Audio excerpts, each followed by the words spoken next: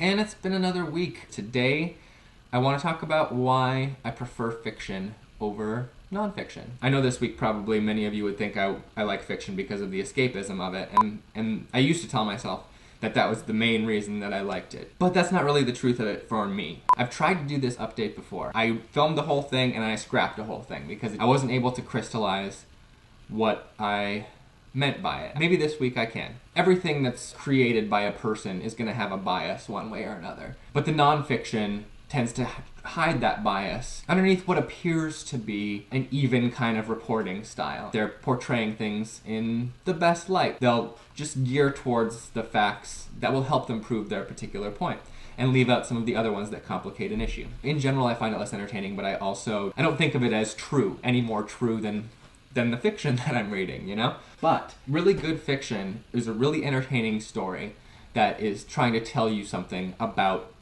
you and the world around us, about human life. Obviously, great sci-fi flick, Joss Whedon movie. Small group of people are going to stand up to someone a lot bigger than themselves, an entity far larger than themselves, and just standing up for your ideal, the way things should be. One of my favorite movies of all time.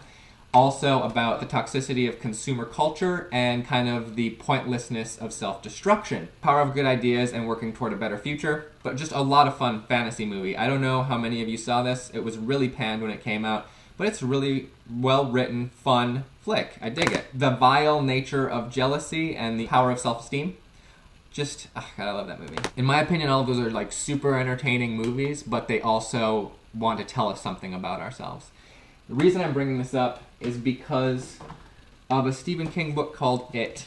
I only read it once before, but I spent since the middle of October until just now revisiting it. I only started it because it was Halloween month, and I thought, and given our cavalcade of creepy clowns that we have going on in the media, I thought it'd be cool. Visit the source. This is about a monster. It's about a monster that lives underneath a town.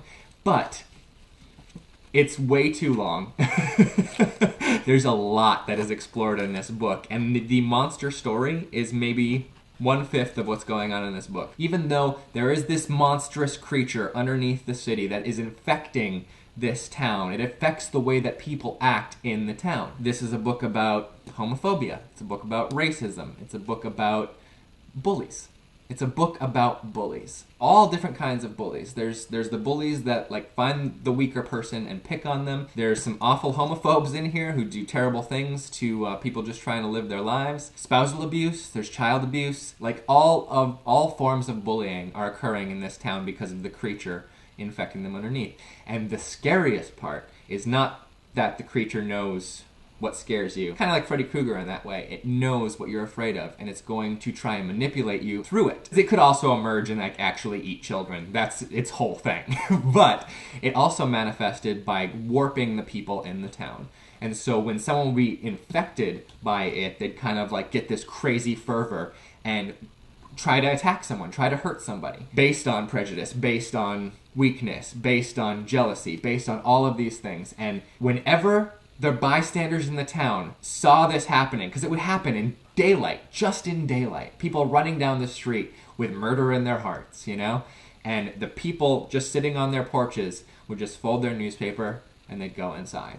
They saw it, they look at it, and they'd walk away from it. This is a really entertaining book most of the time. He'll go on these asides. Again, this needed an edit. It should actually probably be about this long, and then the pacing would be right. Good fiction also shows us who we should be. We need to stand up when we see something. Like I said about the slant of nonfiction, really good fiction gives you an access to so many different perspectives. Like, you get inside the head of the hate in this book. You get inside there because they're not doing it because they think they're wrong. They're not doing it to be bad. These people do things that they believe in, that they believe are true. They've learned from their home life, their community, their friends. There's learned behavior, and then there is behavior rooted deep inside you, and nobody is trying to be the bad guy, ever. Everyone thinks they're right, and that's what makes it so dangerous. Because when people think they're right, they're capable of really awful things. That's why we can't be the people who fold up our newspapers and walk in our houses when we see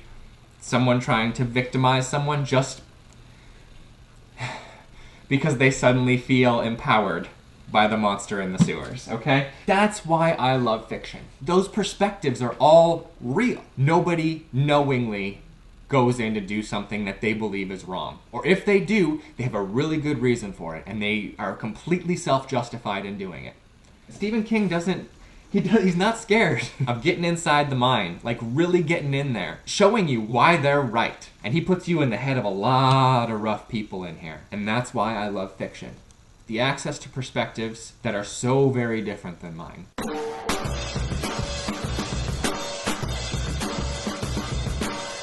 And the ability to see where people are coming from. Also access to perspectives, much shorter. The Dead Zone is a great book. If you're not so much a reader, I know most of the audience here is, which is awesome. You don't get inside the heads of the perspectives in this, but Christopher Walken puts in a great performance, and Cronenberg directed this, and it's really good. To access our conversation today, the book is much better at that. And I'm not saying nonfiction can't do this. I mean, this uses somebody's life as centered around the theme of it's not about doing something amazing, it's about who you are. As long as the creators, if you're talking about a movie, has something that they want to show you.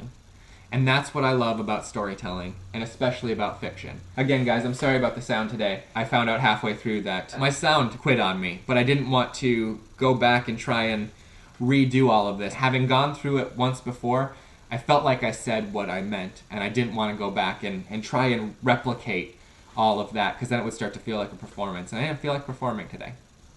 I just wanted to tell you how I feel and why fiction is important, and why it's important for us to understand why people are the way they are, but that understanding should not lead to inaction if you see something that you know is wrong.